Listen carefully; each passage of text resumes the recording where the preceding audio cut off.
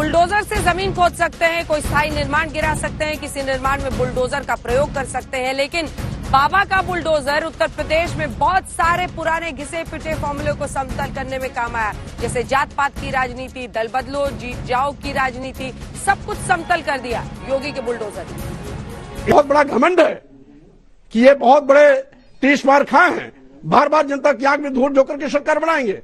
कैसे बनाते हैं, मैं खुद इनको चुनौती देता हूं और इनको आने वाले 2022 के विधानसभा चुनाव में ऐसी पटकनी दूंगा कि भारतीय संविधान से खिलवाड़ करना भूल जाएंगे।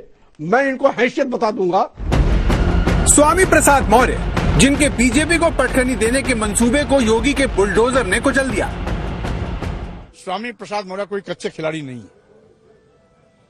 योगी और मोदी को दोनों को ऐसा नचा नचा के पटकूंगा कि इनको भी पाला पड़ेगा कि किसी स्वामी प्रसाद मौर्य से मेरा आमना सामना पड़ा था। जो स्वामी प्रसाद मौर्य योगी और मोदी को सबक सिखाने का दावा करते थे, उन्हें फाजिल नगर की जनता ने ऐसा पाठ पढ़ाया कि अब उनका सियासी भविष्य अंधकार में है।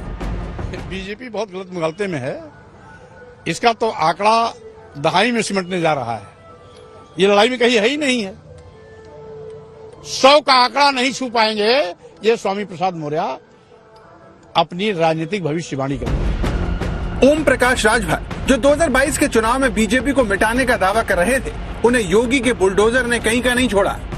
जब तक उत्तर प्रदेश से भारतीय जनता पार्टी की विदाई नहीं कर दूंगा, तब से चैन से नहीं बैठूंगा। हम बनारस छोड़ के बलिया बस गल ही। बलिया में 7 सीट है। चुनौती देते ला, 1 सीट बीजेपी न जीती, मऊ में न जीती, आजमगढ़ में न जीती। कोई बीजेपी के नेता को बुला के बहस कर लीजिए, 1 सीट जीत जाएंगे तो राजनीति छोड़ दूंगा, फिर आपके सामने नहीं आऊंगा। चले अम्बेडकर नगर कहां जीती हैं, चले पूर्वांचल में कहां जीती हैं। ऐसा ही थोड़ा हम बोला थे, खाली है भैया संगे आ जाना तो खाता न खुली उत्तर प्रदेश में। जयंत चौधरी, जो पश्चिमी उत्तर प्रदेश में बीजेपी की चर्बी निकालने की बात करते थे, उनका दावा योगी के बुलडोजर के सामने ठहर नहीं सका। ऐसा भर भर के वोट दो, ईवीएम की मशीन को ऐसा भर के दो, नलके के बटन, हैंडपंप के बटन को ऐसा दबाओ कि भारतीय जनता पार्टी की जो चर्बी चढ़ रही है, सारे नेताओं की चर्बी उतार दो आप।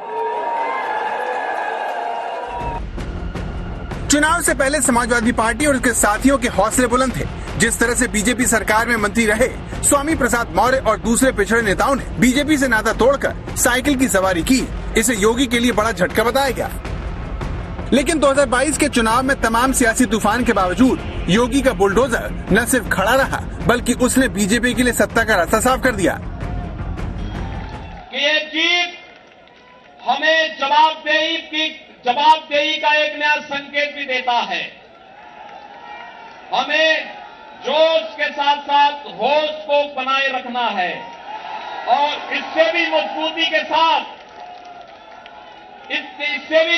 के साथ हमें आम जनमानस के आकांक्षाओं के अनुरूप एक बार फिर से अपने आप को साबित करना होगा।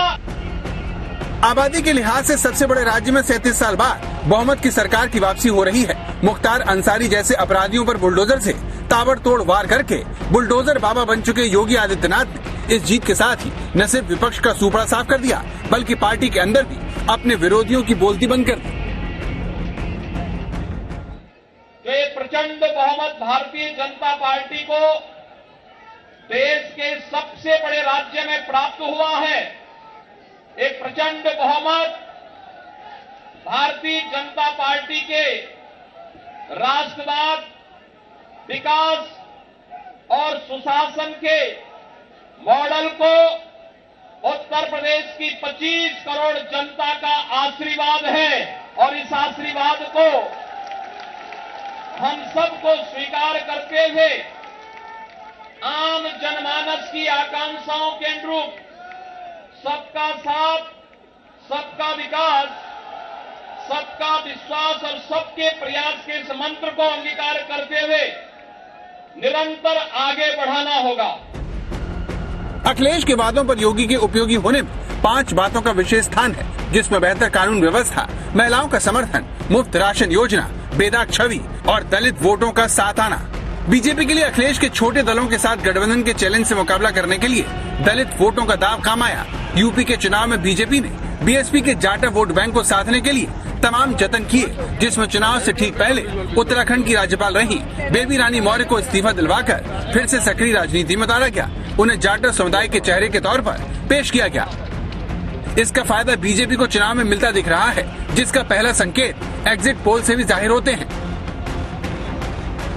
एग्जिट पोल के मुताबिक बसपा को 62% जाटव और 15% गैर जाटव दलित का वोट मिल रहा है। इस तरह से बसपा के 38% जाटव और 85% गैर जाटव दलित मतदाता छिटकने का अनुमान है। एग्जिट पोल की माने तो बीजेपी को 21% जाटव और 52% गैर जाटव दलितों का वोट मिलता दिखता है। इसके अलावा बसपा का अति पिछड़ा वोट बैंक भी छिटक गया है और ब्राह्मणों को लुभाने का दांव भी मायावती के काम नहीं आया।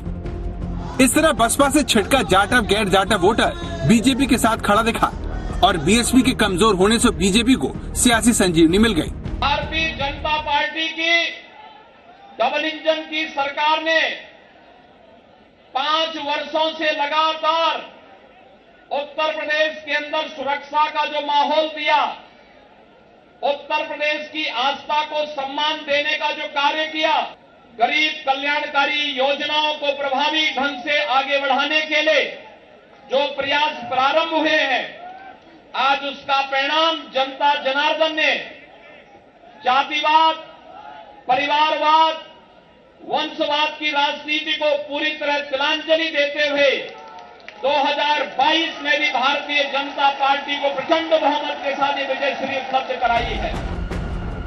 दलित मतदाताओं के बीजेपी से जुड़ने की एक बड़ी वजह बीजेपी और समाजवादी पार्टी के बीच सीधा मुकाबला था। बीएसपी के चुनावी मैदान से बाहर होने की वजह से दलितों ने अखिलेश की तुलना में योगी को पसंद किया।